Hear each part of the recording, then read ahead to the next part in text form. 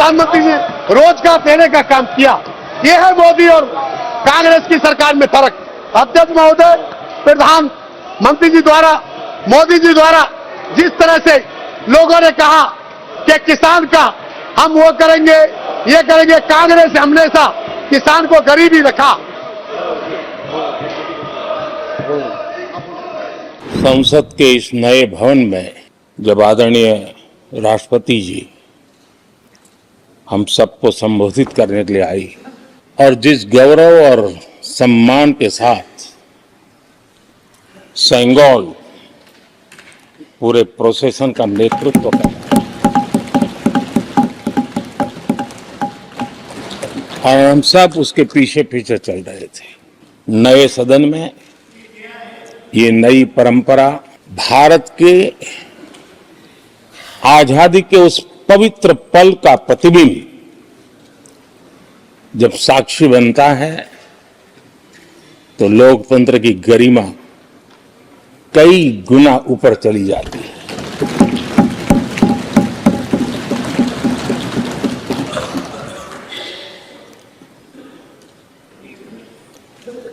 ये 75वां गणतंत्र दिवस, इसके बाद संसद का नया भवन, सेंगोल की अगुवाई, ये सारा दृश्य अपने आप में बहुत ही प्रभावी था। मैं जब वहां से पूरे कार्यक्रम को मैं भागीदारी कर रहा था, यहां से तो उतना हमें भव्यता नजर नहीं आती है, लेकिन वहां सब मैंने देखा कि वाकई नए सदन में इस गरिमावान उपस्थिति में राष्ट्रपति, उपराष्ट्रपति जी और आप, हम सब के मन को प्रभावित करने वाला वो दृश्य हमेशा हमेशा याद है। आदरणीय अध्यक्ष जी, राष्ट्रपति जी का भाषण एक प्रकार से तथ्यों के आधार पर, हकीकतों के आधार पर एक बहुत बड़ा दस्तावेज है जो देश के सामने राष्ट्रपति जी ने प्रस्तुत किया। और इस पूरे दस्तावेज को आप देखेंगे तो उन हकीकतों को समेटने का प्रयास किया है जिससे देश किस स्पीड से प्रगति कर रहा है, किस स्केल के साथ गतिविधियों का विस्तार हो रहा है, उसका लेखा जोखा आदरणीय राष्ट्रपति जी ने प्रस्तुत किया है। आदरणीय राष्ट्रपति जी ने भारत के उज्जवल भविष्य को ध्यान में रखते हुए 4 मजबूत स्तंभों पर हम सबका ध्यान केंद्रित किया है और उनका सही सही आकलन है कि देश के 4 स्तंभ जितने ज्यादा मजबूत होंगे, जितने ज्यादा विकसित होंगे, जितने ज्यादा समृद्ध होंगे, हमारा देश उतना ही समृद्ध होगा, उतना ही तेजी से समृद्ध होगा। और उन्होंने इन 4 स्तंभों का उल्लेख करते हुए देश की नारी शक्ति, देश की युवा शक्ति, देश के हमारे गरीब भाई बहन और देश के हमारे किसान, हमारे मछुआरे, हमारे पशुपालक, उनकी चर्चा की है। इनके सशक्तिकरण के माध्यम से राष्ट्र के विकसित भारत के लक्ष्य को प्राप्त करने की जो राह है, उसका स्पष्ट दिशा निर्देश आदरणीय राष्ट्रपति जी ने कहा है। अच्छा होता हो सकता है आपके यहाँ फिशरमैन माइनॉरिटी के ना हो सकता है आपके यहाँ पशुपालक माइनॉरिटी के ना हो सकता है किसान आपके यहाँ माइनॉरिटी के ना हो सकता है महिलाएं आपके यहाँ माइनॉरिटी में ना हो सकता है कि आपके यहाँ युवा में माइनॉरिटी। क्या हो गया है दादा? क्या देश के युवा जी की बात होती है? समाज के सब वर्ग नहीं होते हैं? क्या देश की नारी की बात होती है? देश की सभी नारी नहीं होती है? कब तक टुकड़ों में सोचते रहोगे? कब तक समाज को काटते रहोगे? सब सीमा करो, सीमा करो। बहुत तोड़ा देश को। अच्छा होता कि जाते जाते तो कम से कम इस चर्चा के दरमियान कुछ सकारात्मक बातें होती, कुछ सकारात्मक सुझाव आते, लेकिन हर बार की तरह आप सब साथियों ने देश को बहुत निराश किया, क्योंकि आपकी सोच की मर्यादा देश समझ पा रहा है और उसको बार बार दर्द होता है कि ये दशा है इनकी सोचने की मर्यादा इतनी है। आदरणीय अध्यक्ष जी, नेता तो बदल गए लेकिन टेप रिकॉर्डर वही बज रही है, वही बातें, कोई नई बात आती नहीं और पुरानी ढपली और पुराना राग वही चलता रहता है आपका। चुनाव का वर्ष था, थोड़ी मेहनत करते, कुछ नया निकाल करके लाते, जनता को जरा संदेश दे पाते, उसमें भी फेल गए आप। चलिए ये भी मैं सिखाता हूं। आदरणीय अध्यक्ष जी, आज विपक्ष की जो हालत होगी ना, इसकी सबसे दोषी कांग्रेस पार्टी है।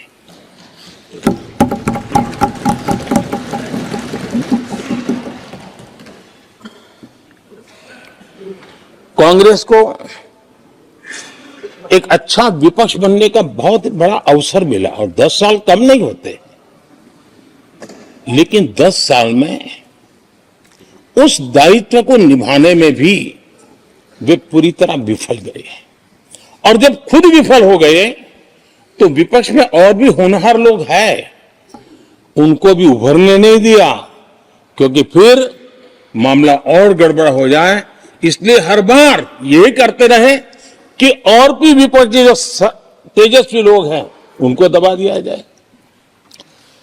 हाउस में कई यंग हमारे माननीय सांसदगण हैं, उत्साह भी उमंग भी है, लेकिन अगर वो बोले, उनकी छवि उभर जाए तो शायद किसी की छवि बहुत दब जाए। उस चिंता में इस यंग जनरेशन को मौका न मिले, हाउस को ही चलने नहीं दिए गए। यानी एक प्रकार से इतना बड़ा नुकसान कर दिया है, खुद का भी, विपक्ष का भी, संसद का भी और देश का भी। देश ने जितना परिवारवाद का खामियाजा उठाया है और उसका खामियाजा खुद कांग्रेस ने भी उठाया है। अब अधीर बाबू की हालत हम देख रहे हैं, वरना ये समय था संसद में रहने का, लेकिन परिवारवाद की सेवा तो करनी पड़ती है। अब हालत देखिए, हमारे खरगे जी इस सदन से उस सदन शिफ्ट हो गए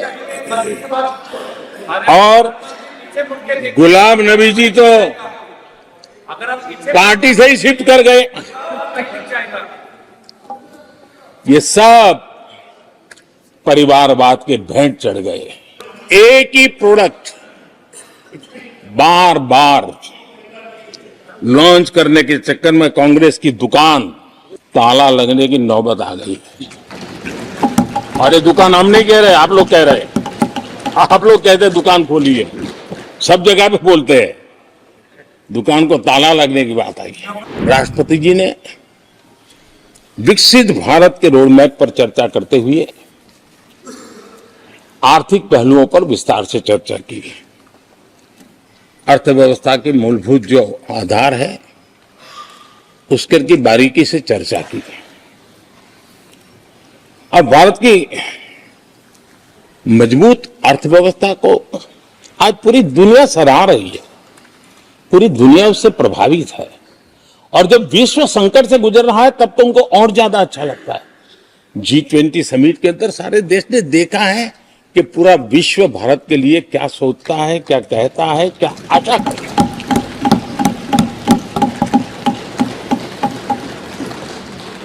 और इन सारे 10 साल के कार्यकाल के अनुभव के आधार पर आज की मजबूत अर्थव्यवस्था को देखते हुए जिस तेज गति से भारत विकास कर रहा है, उसकी बारीकियों को जानते हुए मैं विश्वास से कहता हूं, और इसीलिए मैंने कहा है कि हमारे तीसरे टर्म में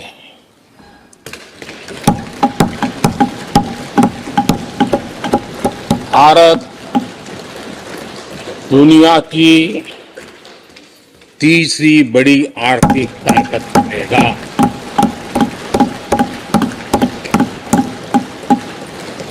और ये मोदी की गारंटी है।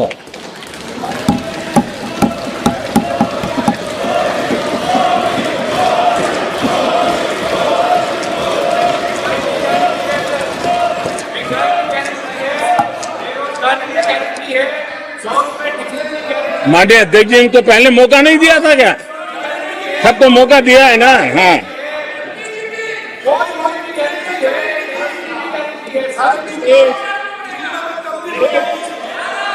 आदरणीय अध्यक्ष जी, जब हम दुनिया की तीसरी बड़ी आर्थिक शक्ति बनकर के उभरेंगे कहते हैं, तो हमारे विपक्ष में बैठे कुछ साथी कैसा कुतर्क देते हैं। वो कहते हैं इसमें क्या है, ये तो अपने आप हो जाएगा। क्या कमाल है आप लोगों की। मोदी का क्या है, ये तो अपने आप हो जाएगी। उस समय ये ब्रह्मांड के बड़े अर्थशास्त्री कह रहे थे कि तीसरे नंबर पर 30 साल में हम पहुंच जाएंगे। 30 साल। और फिर कहा था ये मेरा विजन, जो मैं मनमोहन सिंह नहीं थे उस वक्त, मनमोहन सिंह नहीं थे। बहुत लोग हैं जो एक ख्यालों में रहते हैं वो ब्रह्मांड के सबसे बड़ी अर्थशास्त्री है। ये लोग 2014 में कह रहे हैं और विजन क्या देखते हैं 2044, यानी 2044 तक तीसरी अर्थव्यवस्था की बात। ये इनकी सोच, ये इनकी मर्यादा, सपना भी देखने का सामर्थ्य खो चुके थे लोग। संकल्प तो दूर की बात थी। 30 साल का इंतजार करने के लिए मेरे देश की युवा पीढ़ी को कह कर गए थे, लेकिन हम आज आपके सामने विश्वास से खड़े हैं, इस पवित्र सदन में खड़े हैं, और मैं आपको विश्वास दिलाता हूं कि 30 साल हम नहीं लगने देंगे। ये मोदी की गारंटी है। मेरे तीसरे कार्यकाल में देश दुनिया की तीसरी आर्थिक शक्ति बन जाए।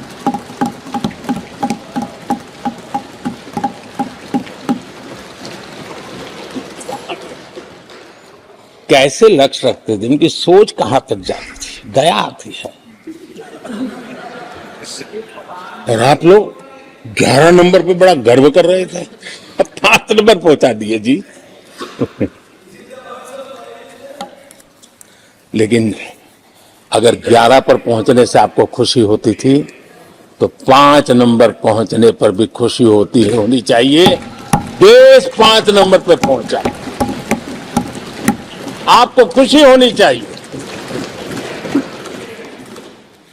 इस बीमारी में फंसे पड़े हो।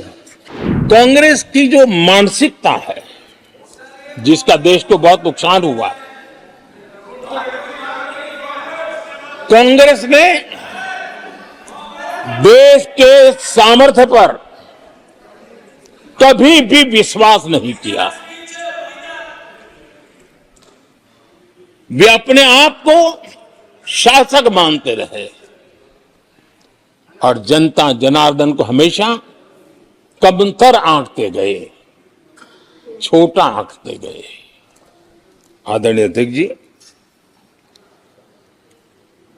देश के नागरिकों के लिए कैसा सोचते थे, मैं जानता हूं, मैं नाम बोलते ही उनको जरा चुभन होगी, लेकिन 15 अगस्त लाल किले से प्रधानमंत्री नेहरू ने जो कहा था वो मैं जरा पढ़ता हूं। लाल किले से भारत के प्रथम प्रधानमंत्री ने जो कहा था वो पढ़ रहा हूं, नेहरू जी ने।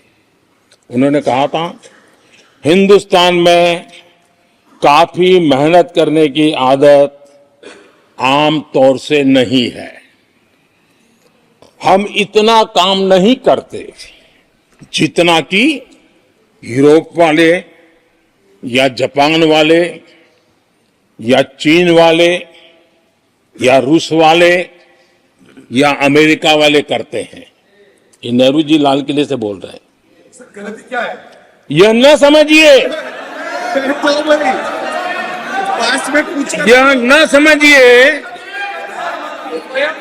कि वह, यह न समझिए कि वह कौमें, ये न समझिए कि वह कौमें कोई जादू से खुशहाल हो गई। वो मेहनत से हुई है और अक्ल से हुई है। ये उनको सर्टिफिकेट दे रहे हैं, भारत के लोगों को नीचा दिखा रहे हैं।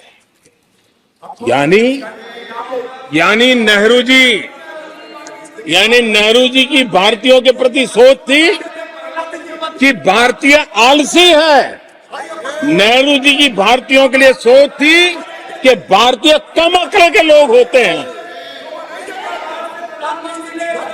और आदरणीय अध्यक्ष जी,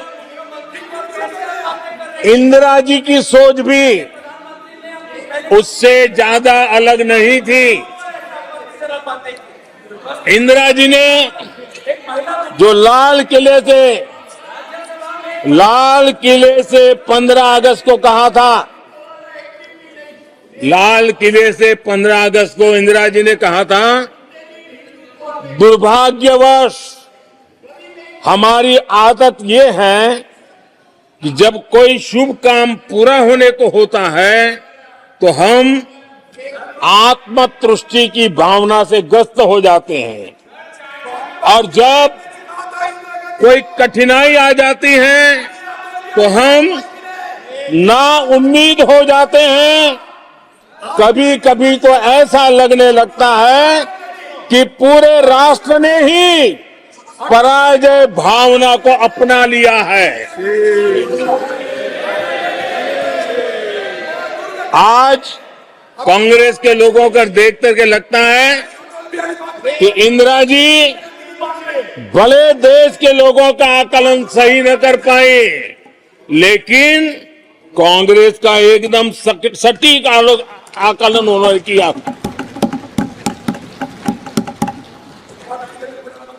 कांग्रेस के शाही परिवार के लोग मेरे देश के लोगों को ऐसा ही समझते थे, उनके विषय में ऐसे ही सोचते। और आज भी वही सोच देखने को मिलती है। कुछ दिन पहले भानुमति का कुनबा जोड़ा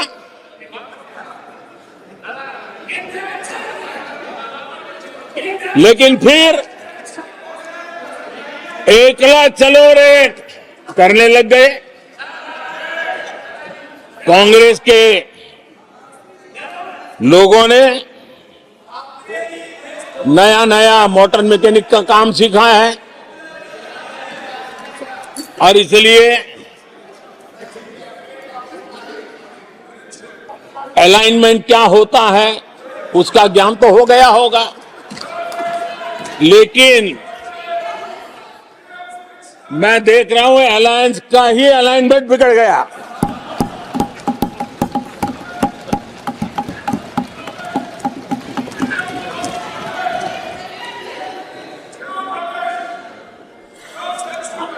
इनको अपने इस कुनबे में अगर एक दूसरे पर विश्वास नहीं है तो ये लोग देश पर विश्वास कैसे करेंगे। आदरणीय अध्यक्ष जी, हमें देश के सामर्थ्य पर भरोसा है, हमें लोगों की शक्ति पर भरोसा है। आदरणीय अध्यक्ष जी, देश की जनता ने हमें जब पहली बार सेवा करने का अवसर दिया तो हमने पहले कार्यकाल में यूपीए के समय के जो गड्ढे थे वो गड्ढे भरने में हमारा काफी समय और शक्ति लगी। हम पहले कार्यकाल में वो गड्ढे भरते रहे। हमने दूसरे कार्यकाल में नए भारत की नींव रखी और तीसरे कार्यकाल में हम विकसित भारत को निर्माण को नई गति देंगे। अब हमारी सरकार का तीसरा कार्यकाल भी बहुत दूर नहीं है। ज्यादा से ज्यादा 100-125 दिन बाकी है और अब की बार पूरा देश कह रहा है, अब की बार खड़गे जी भी कह रहे हैं। लेकिन अध्यक्ष जी, मैं आमतौर पर ये आंकड़े के चक्कर में नहीं पड़ता हूं, लेकिन मैं देख रहा हूं देश का मिजाज एनडीए को तो 400 पार करवा ही के रहेगा, लेकिन भारतीय जनता पार्टी को 370 सीट अवश्य देगा।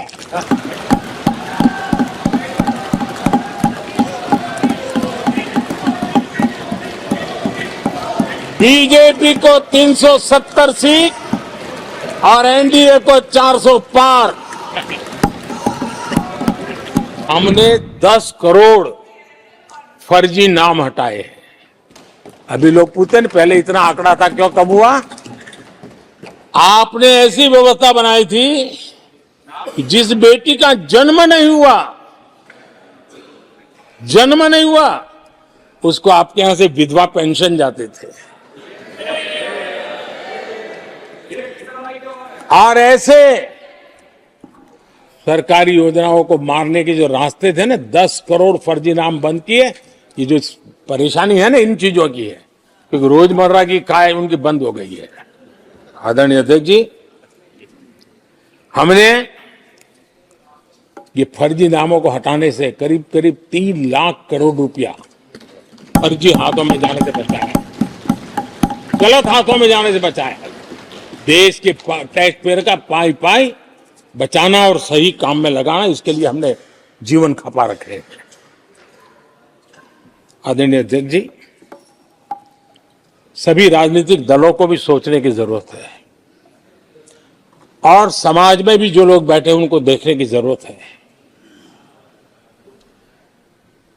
आज देश का दुर्भाग्य है, पहले तो क्लासरूम में भी कोई अगर चोरी करता था, किसी की कॉपी करता था, तो वो भी 10 दिन तक अपना मुंह किसी को दिखाता नहीं था।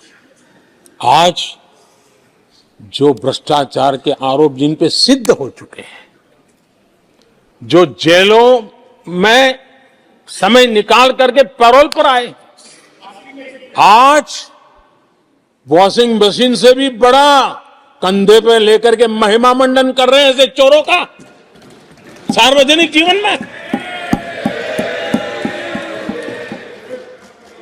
कहां ले जाना चाहते हो देश को तुम?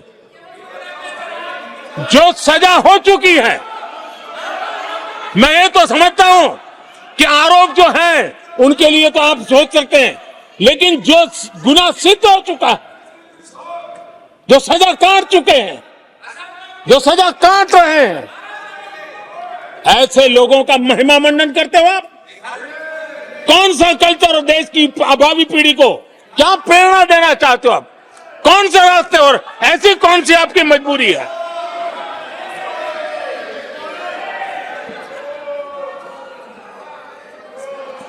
और ऐसे लोगों का महिमा मंडन किया जा रहा है, उनको महान बताया जा रहा है। जहां संविधान का राज है, जहां लोकतंत्र है, माननीय अध्यक्ष जी, ऐसी बातें लंबी नहीं चल सकती हैं। ये लोग लिख करके रखें, ये जो महिमा मंडन का काम चल रहा है उनका, वो अपने ही खात्मे की चिट्ठी पे सिग्नेचर कर रहे हैं लोग। पिछले 10 वर्ष की तुलना में सुरक्षा के क्षेत्र में देश आज वाकई सशक्त हुआ है। आतंकवाद, नक्सलवाद एक छोटे दायरे में अब सिमटा हुआ है।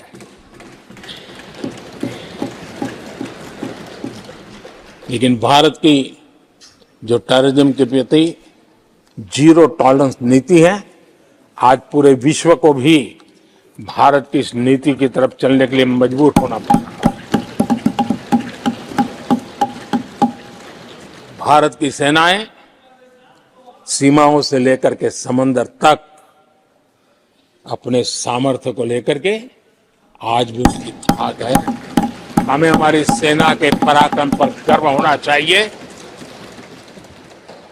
हम कितना ही उनके मोरल तोड़ने की कोशिश करें, मुझे मेरी सेना पर भरोसा है। मैंने उनके सामर्थ्य को देखा है। कुछ राजनेता सेना के लिए हल्के फुल्के शब्द बोल दें, इससे मेरे देश की सेना डिमोरलाइज होगी, ये सपनों में कोई रहते तो निकल जाए। देश के मूर्ख वो खत्म नहीं कर सकते। और किसी के एजेंट बन करके इस प्रकार की भाषा अगर कहीं से भी उठती है, देश कभी स्वीकार नहीं कर सकता है। और जो खुलेआम देश में अलग देश बनाने की वकालत करते हैं,